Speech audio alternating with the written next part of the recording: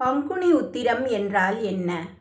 பங்குனி மாதத்தில் உத்திர நட்சத்திரம் சேரும் புண்ணிய நாள்தான் பங்குனி உத்திரம்.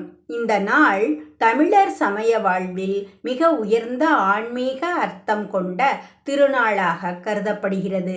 குறிப்பாக முருகன் வழிபாட்டில் இந்த நாள் ஒரு உச்ச தருணமாகும். இது வெறும் திருவிழா அல்ல, மனித வாழ்க்கையின் ஆழமான உண்மைகளை எடுத்துரைக்கும் ஒரு தெய்வீக நிகழ்வு. இந்த நாளின் மிகப்பெரிய சிறப்பு என்னவென்றால், இது தெய்வ திருமணங்களின் தினமாக கருதப்படுகிறது. புராணங்களில் கூறப்படுவது போல் இந்த நாளில்தான் முருகன் தனது தேவலோக துணைவியான தேவயானை அவர்களுடன் திருமணம் செய்து கொண்டார். இந்த திருமணம் சாதாரண நிகழ்வு அல்ல, அது கடமை, ஒழுக்கம் மற்றும் தெய்வீக ஒற்றுமையின் அடையாளமாக பார்க்கப்படுகிறது. இதே நாளில் சிவபெருமான் மற்றும் பார்வதி தேவி திருமணம் நடந்ததாகவும் ராமர் சீதையை மணந்ததாகவும் நம்பப்படுகிறது. இதனால் இந்த நாள் திருமணத் திருநாள் எனவும் அழைக்கப்படுகிறது. முருகப்பெருமானின் வாழ்க்கையை நம்மால் ஆராய்ந்தால் அவர் 2 மனைவிகளை உடையவர், வள்ளி மற்றும் தேவயானை. இதில் தேவயானை என்பது கடமை, கட்டுப்பாடு, ஒழுக்கம் ஆகியவற்றின் சின்னமாகவும், வள்ளி என்பது காதல், உணர்ச்சி, இயற்கை வாழ்க்கையின் சின்னமாகவும் கருதப்படுகிறார்கள். பங்குனி உத்திரம் அன்று நடந்த தேவயானை திருமணம் மனிதன் வாழ்க்கையில் கடமைக்கு அளிக்க வேண்டிய முக்கியத்துவத்தை எடுத்துக்காட்டுகிறது. அதாவது, வாழ்க்கையில் காதலும் வேண்டும், ஆனால் கடமை அதைவிட உயர்ந்தது என்பதை கற்றுக் கொடுக்கும் ஒரு ஆன்மீக பாடமாக இது உள்ளது.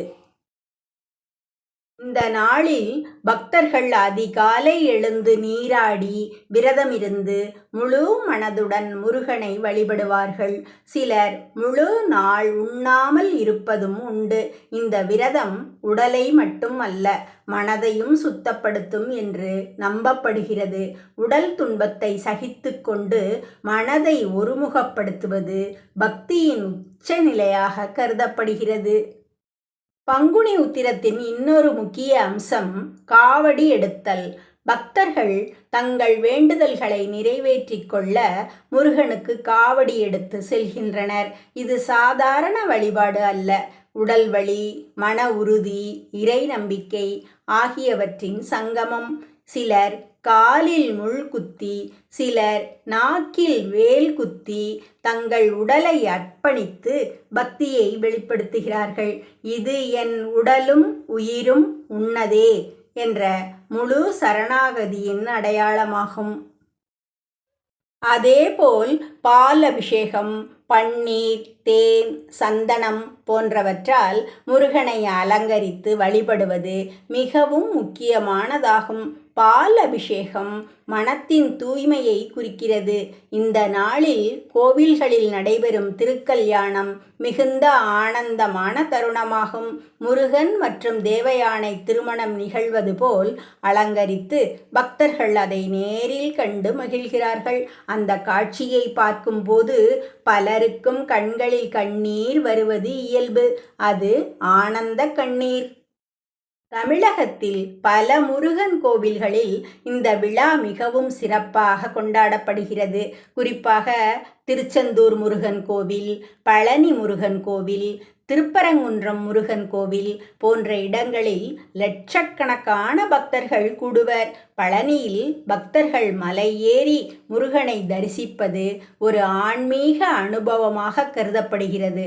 அந்த பயணம்தான் ஒரு தவம் போன்றது. இந்த நாளில் ரத ஊர்வலம், அன்னதானம், பக்தி பாடல்கள், ஓலைச்சுவடி வாசிப்புகள் போன்ற பல நிகழ்ச்சிகள் நடைபெறும்.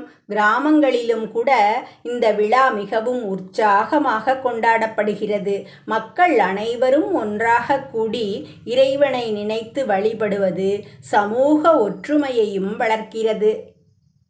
பங்குனி உத்திரம் நமக்கு தரும் வாழ்க்கை பாடங்கள் மிகவும் ஆழமானவை, உறவுகள் புனிதமானவை என்பதையும், திருமணம் என்பது ஒரு உடன்படிக்கை அல்ல, அது ஒரு ஆன்மீக இணைப்பு என்பதையும் இது உணர்த்துகிறது.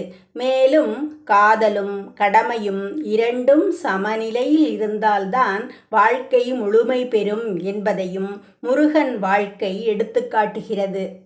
பலர் இந்த நாளில் திருமணம் செய்தால் வாழ்வு சிறக்கும் என்று நம்புகிறார்கள். பிரிந்த தம்பதிகள் மீண்டும் சேர்வார்கள் என்றும், குழந்தை இல்லாதவர்களுக்கு நல்ல செய்தி கிடைக்கும் என்றும் பக்தர்கள் நம்புகின்றனர். இந்த நம்பிக்கைகள் மக்களின் மனதில் நம்பிக்கையையும் உறுதியையும் உருவாக்குகின்றன. இவ்வாறு பங்குனி உத்திரம் என்பது ஒரு சாதாரண திருநாள் அல்ல. அது அன்பின் அர்த்தத்தை சொல்லும் நாள். அது உறவுகளின் மதிப்பை உணர்த்தும் நாள். அது இறைவனுடன் மனிதன் இணையும் நாள். குறிப்பாக முருகன் அருள் பெற மிகவும் உகந்த புண்ணிய நாள். இந்த நாளில் மனம் நிம்மதியாகி, எண்ணங்கள் தூய்மையாகி, வாழ்க்கையில் ஒரு புதிய நம்பிக்கை பிறக்கிறது. அதனால்தான் பங்குனி உத்திரம் ஒவ்வொரு ஆண்டு வந்தாலும் அது ஒவ்வொரு முறையும் ஒரு புதிய ஆன்மீக அனுபவமாகவே உணரப்படுகிறது.